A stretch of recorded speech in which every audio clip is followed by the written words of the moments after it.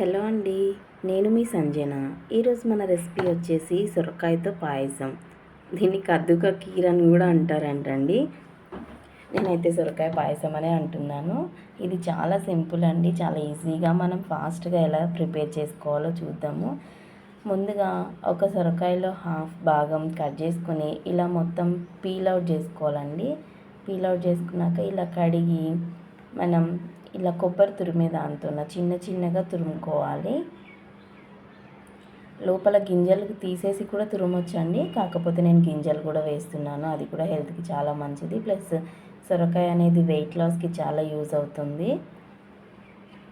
ఇందులో మనం షుగర్ కూడా ఎక్కువ యూజ్ చేయమండి, కాబట్టి చిన్నపిల్లలకైనా ఎవరికైనా చాలా హెల్దీ. ఎవరైనా ఇంటికి చుట్టాలు అలా బంధువులు కానీ ఎవరైనా వచ్చినప్పుడు చాలా క్విక్గా అయిపోతుందండి ఈ స్వీట్.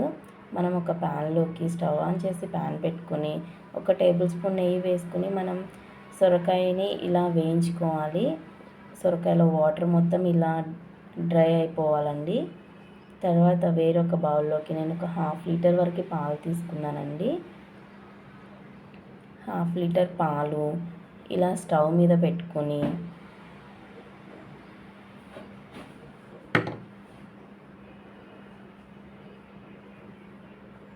కొద్దిగా మరిగించుకుంటూ ఉండాలి. ఇలా ఒక పొంగు 2 పొంగులు వచ్చిన తర్వాత నేనైతే సగ్గుబియ్యం 1 కప్పు ముందుగా నానబెట్టుకున్నానండి. ఒక 1/2 అవర్ ముందు సన్న సగ్గుబియ్యం అయితే ఒక 10 నిమిషాల ముందు నానబెట్టుకున్న సరిపోతుంది.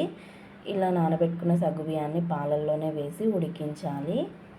ఒక 10 మినిట్స్ అయితే ఉడికిపోతాయండి సన్న సగ్గుబియ్యం కాబట్టి. అదే లావు సగ్గుబియ్యం అయితే మనం ఒక 1/2 అవర్ ముందు అలా నానబెట్టుకోవాలి. ఇలా సగ్గుబియ్యం ఉడికిన తర్వాత ఒక కప్ అనుకోండి, ఇంచు సుమారుగా వేసాను నేను. మిల్క్ మేడ్ వేసుకోవాలండి. దీని ప్లేస్లో మనం కోవా కూడా యూజ్ చేయొచ్చు. మిల్క్ మేడ్ లేని వాళ్ళు కోవా యూజ్ చేయొచ్చు. అలానే ఒక 3 టేబుల్ స్పూన్ అంత షుగర్ వేసాను. షుగర్ ఎక్కువ అవసరం ఉండదండి, మిల్క్ మేడ్ వేస్తున్నాం కాబట్టి.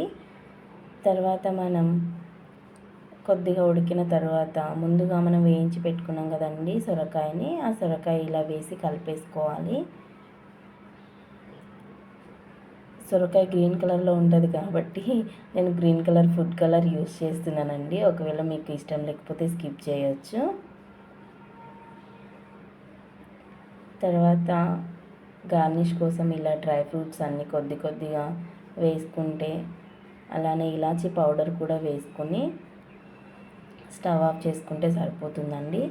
నేనైతే ఇందులోకి వెరైటీగా అండ్ టేస్టీగా ఉండడానికి పల్లీలు ఉంటాయి కదండి, పల్లీలు వేయించిన తర్వాత అవి మొత్తం ఇలా పౌడర్ లాగా చేసి కాజు పిస్తా పౌడర్ ప్లస్ ఇలా పల్లీల పౌడర్ కూడా వేసానండి. అవి పంట కింద పడుతుంటే చాలా బాగుంటుందండి.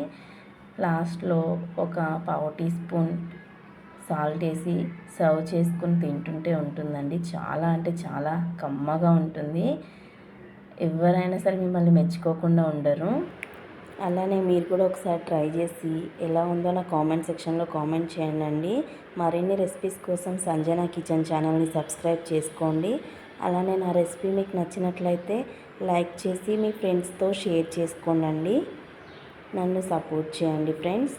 Thank you for watching. Bye.